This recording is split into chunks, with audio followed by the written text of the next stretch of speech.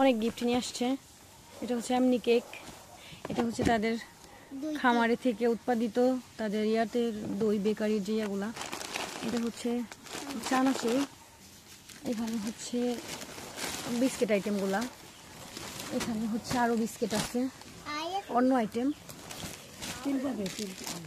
এটা হচ্ছে রুটি। কেকের ইয়েগুলো অনেক সুন্দর, অনেক ধরনের কেক বানায়। আসসালামু আলাইকুম, কেমন আছেন সবাই? আশা করি সবাই ভালো আছেন। চলে আসছি আমাদের নতুন খামারে। খামারটা হচ্ছে আজকের আপডেট। তো এখানে হচ্ছে আমাদের আমার ভাইয়া এবং আপু আসছে ঢাকা থেকে। আসসালামু আলাইকুম ভাইয়া, কেমন আছেন? আচ্ছা আলহামদুলিল্লাহ। এই যে এখানে আছে আমার আপু মনি। ওয়ালাইকুম আসসালাম। সেই ঢাকা থেকে এখানে সেই জিঞ্জিরা। তো সবচেয়ে আরও কিছু বড় কিছু পরিচয় আছে, সেগুলো আমরা দিব। আপু কিন্তু একজন নারী উদ্যোক্তা, পাশাপাশি কিন্তু আপুর কিন্তু অনেক আইটেমগুলো আছে যেগুলো সোশ্যাল মিডিয়াতে আপনারা দেখেন না, তবে সেগুলো অনেক ব্র্যান্ডের। তো আমি আপুর মুখ থেকে এই নাম শুনবো। তার এই যাত্রা জীবন কত বছর ধরে শুরু? আপু, আপনি যে একজন নারী উদ্যোক্তা, প্রথমত আপনাকে আমি স্বাগতম জানাই। আপনি এরকম গরিবের বাসায় যেরকমভাবে আসছেন আমার পাশাপাশি নতুন খামার দেখার জন্য সময় করে, এবং আপনি যে আইটেমগুলো, এগুলো কি কি আছে আপু আপনার কাছে? আমি তো মূলত আমার একটা গরুর ফার্ম আছে মারিয়াম এগ্রো, আমি ওইটার ওনার আপনার। আর ওইখান থেকে আমার যে গরুর গাভীর যে আপনার দুধটা হয়, ওইটা থেকেই আমার ধরেন মিষ্টি, দই, ছানা, রসমালাই, এছাড়াও ওইটার পাশাপাশি আমার বেকারি ফ্যাক্টরি আছে আপনার। নামটা কি? Doreen bakers and pastry shop. আচ্ছা। আর ওইখানে রুটি, তারপর ফাস্ট ফুড, তারপরে পেস্ট্রি আইটেম, বার্থডে কেক, এগুলো যাবতীয় যা আছে সবগুলোই তৈরি হয়। আচ্ছা, এটা ঠিকানাটা জিঞ্জিরাতে? হ্যাঁ, জিঞ্জিরা মান্দাইল। আমাদের 4টা ব্রাঞ্চ আপনার, মান্দাইল জিঞ্জিরাতে 2টা, আর একটা কালীগঞ্জ। ওইখানে আমরা নিজেরাই সেল করি। আচ্ছা, তো যারা আমার এই যে অডিয়েন্সগুলো আছেন ওইখানে চলে যাবেন বার্থডে কেক এগুলো খুবই করার জন্য। যদিও আমার বাসায় আনছে, আমি সেগুলো আপনাদের মাঝে একটু শেয়ার করব। এবং পাশাপাশি হচ্ছে এই যে গরুর খামারের প্রতি যে একটা মানুষের নেশা, এটা হচ্ছে সবচেয়ে বড় নেশা, তাই না আপু? হ্যাঁ, সবকিছু রাখার পরেও কিন্তু খামার সেক্টরে, তাই না? এখান থেকে আজকে আমার এই খামারে চলে আসছে এই যে ভাইস্তা ভাতিজি সাথে নিয়ে, ভাইয়া তারপর আসছে। তো এখানে হচ্ছে আমার খামারটার কাজ এখন চলতেছে, ওইভাবেও কমপ্লিট হয়নি, কারণ এখানে তো আপনারা সবাই জানেন যে এখানে কিছু কিছু ঘ্যাপলা আছে, ঘ্যাপলা করে রাখছে ফ্লোরটা নিয়ে। তো এইগুলা নাকি ওরা ঠিক করবে। তো দেখি কাজটা কি অবস্থা। কালকে তো এই যে এটা রিয়াটা ভাঙছে, এটা আপনারা জানেন, দেখছেন। এই তো এটা হচ্ছে প্রস্রাব যাওয়া যে ইয়াটা হবে, এটা হবে। তো ভাবলাম যে ভাইয়াদের একটু দেখাই নিয়ে আসি।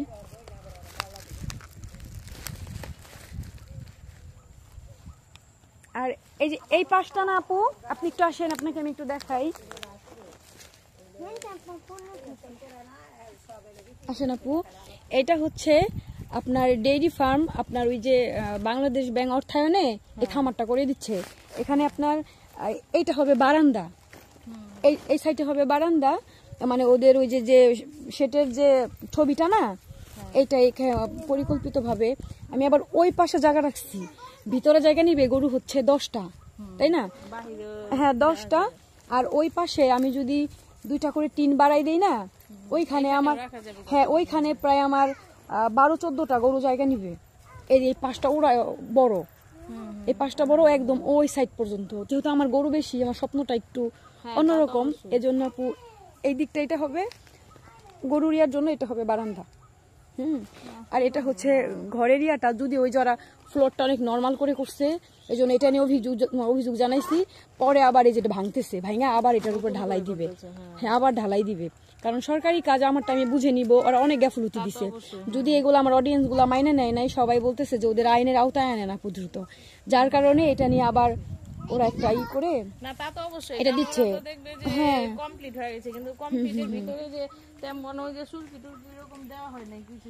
হ্যাঁ, মানে সিমেন্ট গুলা দেয় না, খুবই নরমাল করে করছে, প্রচুর বালু করে করছে। এর জন্য হচ্ছে ওরা এটা নিয়ে আবার কাজ করবে।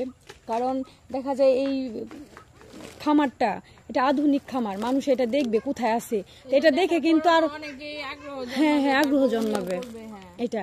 আর আমার খামারের ভিডিওগুলো তো আপডেট, সব মানুষগুলো একটু খামারিগুলো ফলো করে, তাইলে এইখানে ওরা যে কাজটা করছে এই ফ্লোরটা আবার ওরা ইয়া দিবে। ট্রেনিং দেন এইখানে লোকজন নিয়ে এসেও তো আপনাকে ট্রেনিং দিতে হইব। হ্যাঁ হ্যাঁ ওই হিসেবে আপনি যেরকম করবেন ওই রকমই কিন্তু আরেকজন করার চেষ্টা করবে। সেটাই সেটাই এই জন্য আপনি যতটুকু ভালো করবেন আপনাকে ভালো করে দিব, ওরাও ওই রকম আরো আধুনিক ভাবে আরো আগে যেতে পারবে।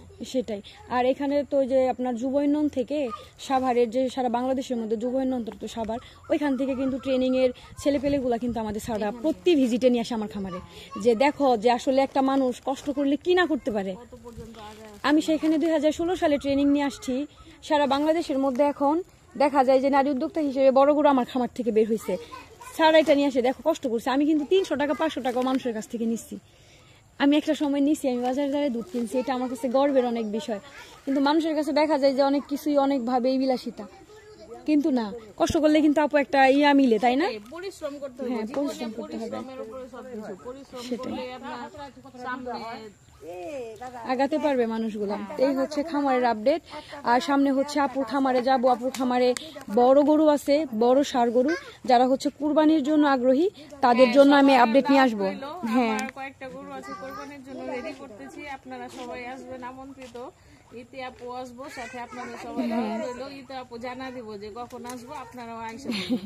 সমস্যা নাই। আর কুরবানির জন্য যে গরুগুলা আমি, যারা আপনারা কুরবানি দেওয়ার জন্য ইচ্ছুক, যারা শৌখিন গরু খুঁজতেছেন, আমি খুব দ্রুত ওইটাকে আপডেট দিয়ে দিব।